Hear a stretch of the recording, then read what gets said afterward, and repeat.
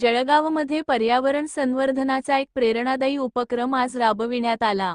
नानासाहेब धर्माधिकारी प्रतिष्ठान आणि जळगाव जिल्हा पोलीस यांच्या संयुक्त विद्यमाने जळगाव पोलीस मुख्यालय परिसरात भव्य वृक्षारोपण कार्यक्रम पार पडला।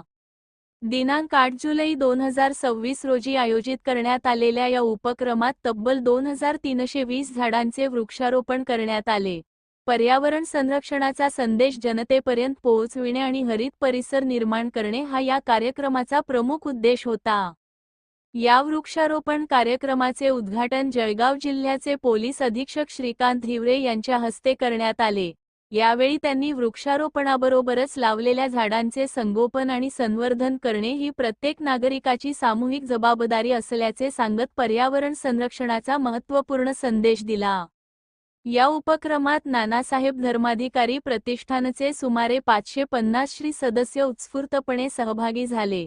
त्यांच्या श्रमदानातून पोलीस मुख्यालयाच्या संपूर्ण परिसरात विविध प्रकारच्या वृक्षांची नियोजनबद्ध लागवड करण्यात आली। या उपक्रमातून पर्यावरण संवर्धन, स्वच्छता आणि हरित जळगावचा संदेश प्रभावीपणे देण्यात आला।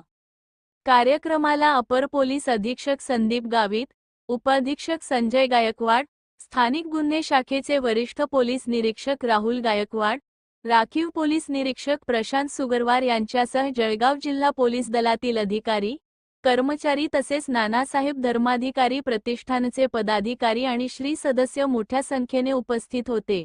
वृक्ष लावा, वृक्ष जगवा, पर्यावरण वाचवा हा संदेश देत हा उपक्रम यशस्वीरित्या पार पडला।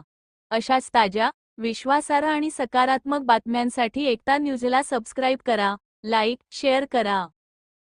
आज जळगाव पोलीस मुख्यालय येथे श्री नानासाहेब धर्माधिकारी प्रतिष्ठान या संस्थेमार्फत आपल्याला 2320 झाडं आपण या ठिकाणी लावण्याचा कार्यक्रम आज हाती घेतलेला आहे।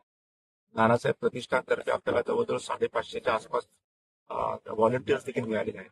त्याच अनुषंगाने पोलीस मुख्यालयातील क्यूआरटी आणि इतर सर्व अधिकारी अंमलदार यांच्या मार्फत आज आपण 2320 झाडं या ठिकाणी लावलेले आहेत आणि चांगला पर्यावरण संवर्धन आपण